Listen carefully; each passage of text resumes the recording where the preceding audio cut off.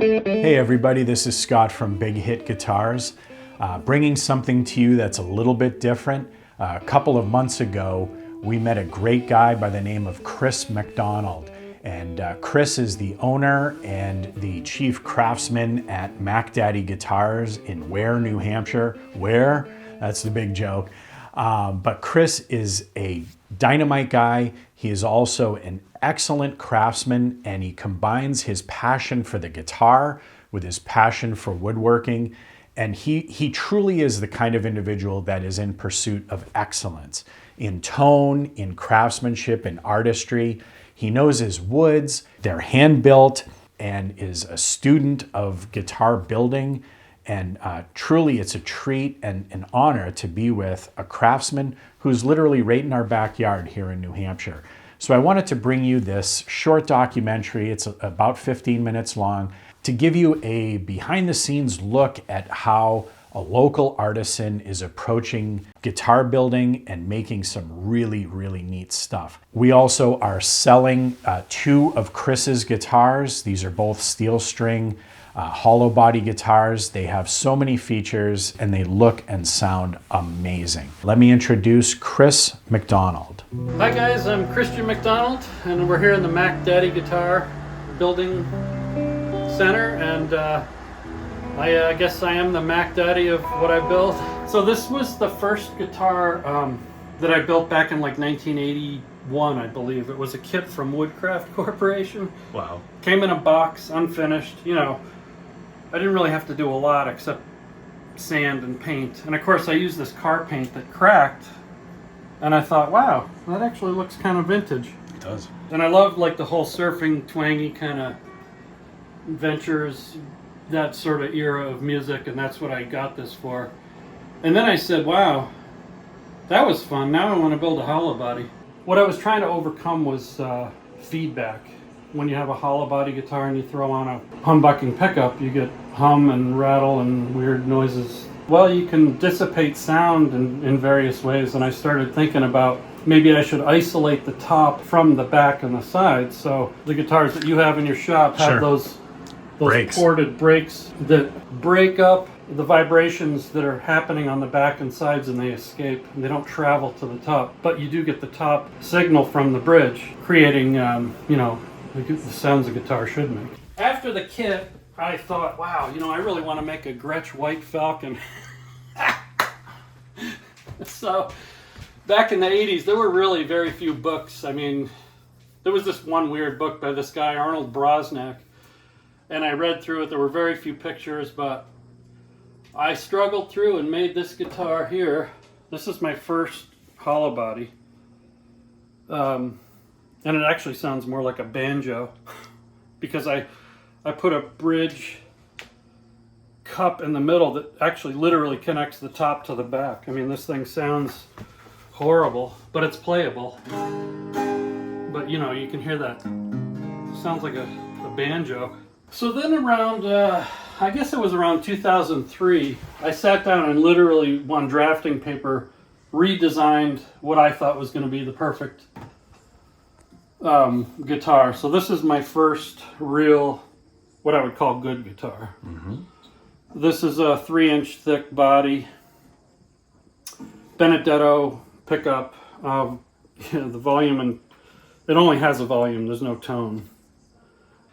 And of course, you know, there's a lot of mistakes in this.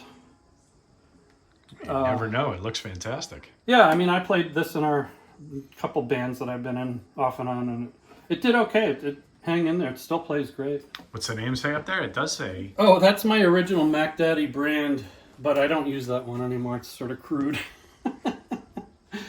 We followed Chris down to the heart of the Macdaddy operation. So, I will warn you, my shop it's a shop in progress. This is what a truss rod looks like, by the way. I don't know if you guys have ever seen one. 2-way truss rod. You can either have it bend up or down for up bow or back bow.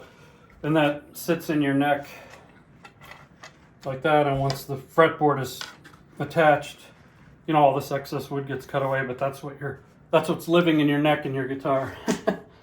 And of course, that's adjustable here with the Allen key. Brushed chrome with ebony knobs. And man, are they beautiful. They fit right in here. Gorgeous. Almost kind of a steampunk look. Yeah. And of course I'll have a little bit of a black accent with the nut. There'll be black binding on the fretboard. Wow. So when it all comes together, this one's going to be a real sweet guitar. Let's hope it plays good. Yep. What I'm doing is making sure that the top of this fretboard headstock is really nice and flat. And as we get more into this build, like I'm rounding that over.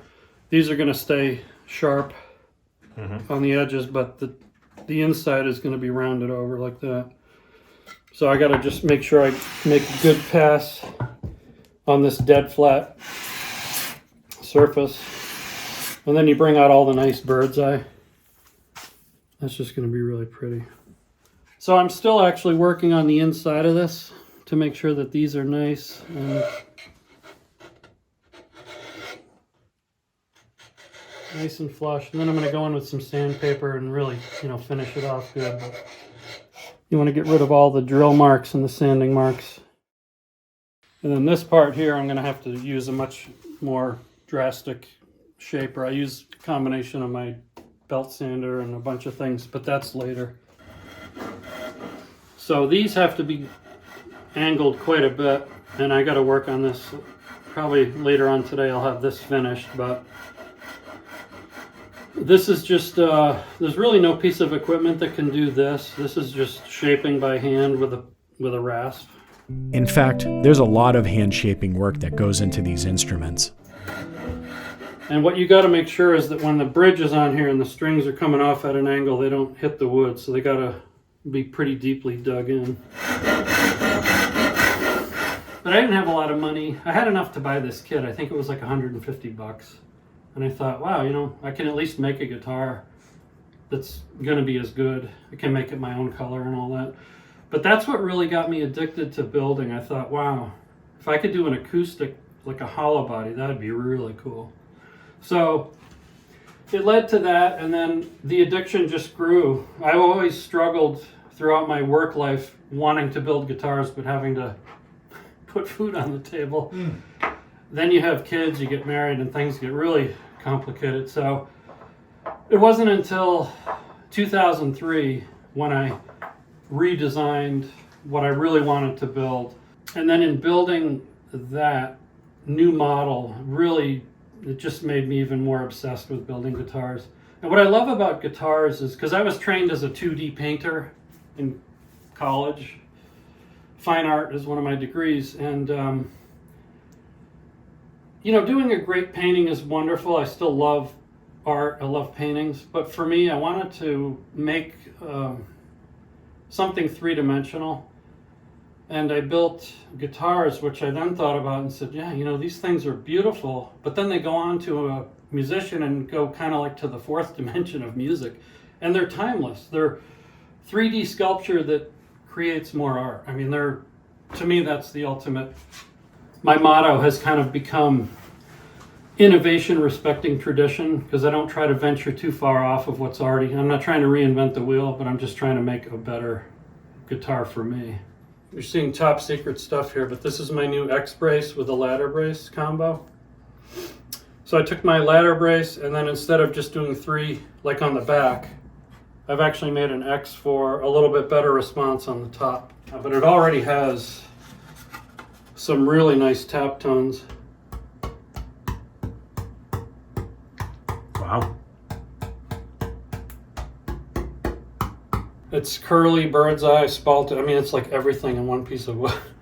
Chris knows his woods and the tone each species imparts on the overall sound. This is black walnut. This is spruce. And this is Alaskan yellow cedar. And these are a bunch of scraps from the guitars. Actually, this is perfect.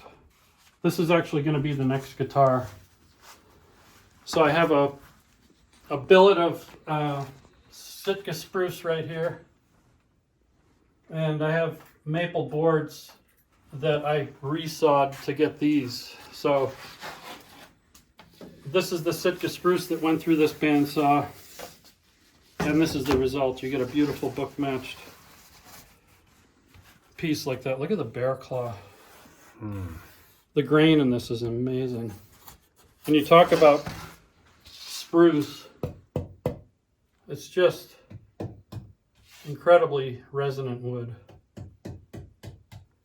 And the way I keep track of how it's book matched is before I cut it, there's a diagonal line cut through it. Oh, yeah. So when you're done, you know that these two went together like that. So before it becomes a back, it looks like that. Look at how it's like hourglass shaped, how it all comes together. So that's another, this is the next one, taking shape. This is a neck that's ready to go. And these parts all will make sense in a second. So basically you take your maple and you cut your fretboard, shape, and you make a couple, and then you laminate whatever you want in the middle. The reason I don't make one piece necks is because for economy reasons it's cheaper to go this way, but it also makes sense when you look at the grain. When you take two grains of opposing direction and you put them together, it's a lot more stable. So down the road in the future, that one piece of wood can do this. Whereas when you have 2 or 3 pieces for a neck, it's far less prone to move on you. But it's also really pretty because you get to incorporate things down the middle.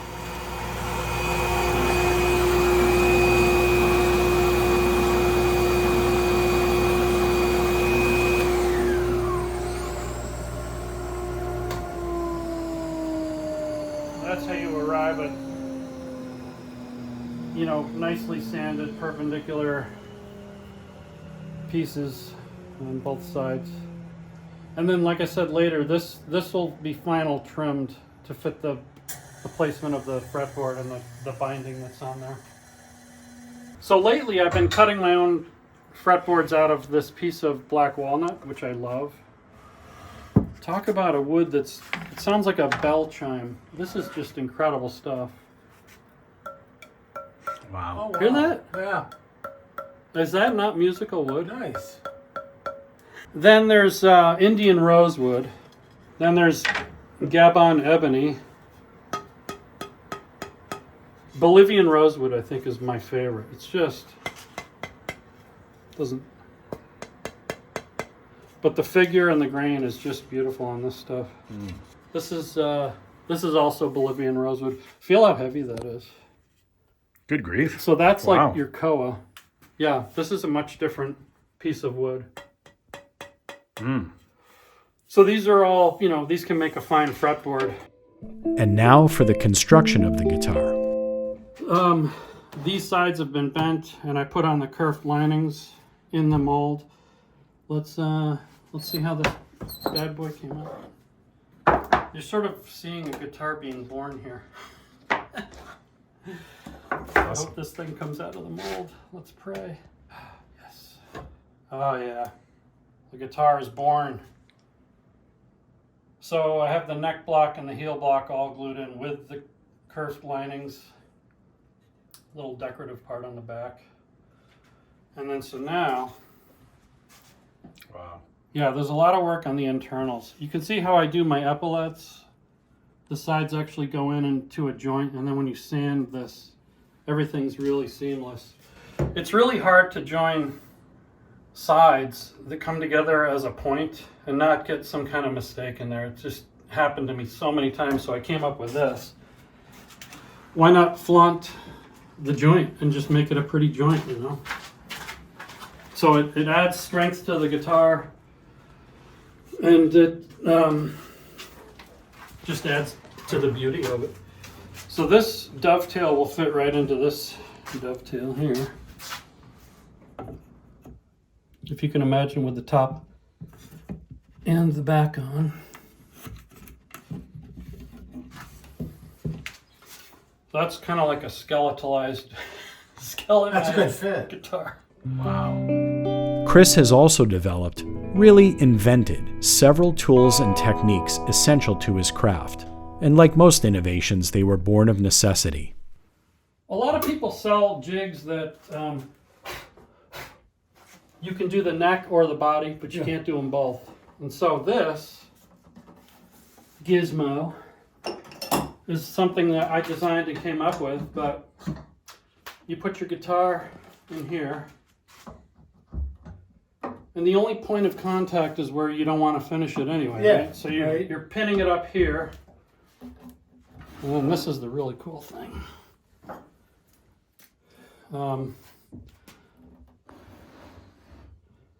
Sort of look like a there you stethoscope. go. I see it. Yeah, I see it. Well, for the classical strung one, that's going to go in here like so, and then you can. It's like a rotisserie that holds it in place while you finish it. Yeah. I got to tell you how I met Scott and Big Hit Guitars. It was the funniest thing. My girlfriend and I, we were out doing something in that part of Barrington. I think we were at Caliph's maybe, and driving along, I was thinking about getting home to my shop, my guitars, and my girlfriend said, "Wait a minute, there's guitars there." And I said, "What?" So we turned the car around, and sure enough, I see Big Hit Guitars. And I walked in there and just was blown away. Scott and all his crew and Big Hit Guitars, man, what a great place. I would have just driven by there if she hadn't said, "Stop, guitars." And here we are. Yeah, absolutely. Thanks for touring your shop, giving us a tour, your property, your grapes. This is so perfect. What a treasure. Thank you. Right here in where your talent and passion for the instrument, for woodworking, and producing something that, like you said, it's art that makes art. Yeah, love that. And I love that you can be an outlet and spur people on to keep creating more art. You bet. It's fantastic. Thanks, Chris. Great to meet you, Scott. You too. See You you too. again, and take care, guys.